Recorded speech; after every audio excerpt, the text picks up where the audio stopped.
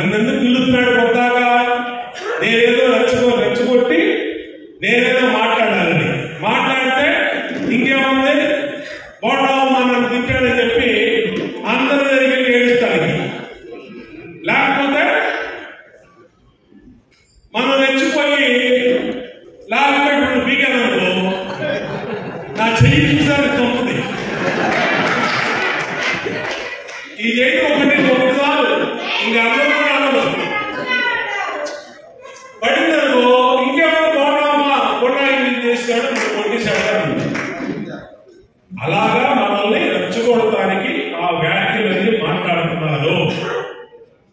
మీరు సంయమనం పాటించాలి, అలాగే ఉండకూడదు. మొన్న మన షఫీ ఒక వీడియో చేశాడు. షఫీ ఇక్కడ వచ్చాడు, వస్తాడు వచ్చాడు. షఫీ ఒక వీడియో చేశాడు. మన మైనారిటీ సెక్రటరీ భాష ఒక వీడియో చేశాడు. మన సుశీలమ్మ ఒక వీడియో మాట్లాడింది. దాసరి ఉదయశ్రీ ఒక వీడియో మాట్లాడింది. అట్లాగే మనం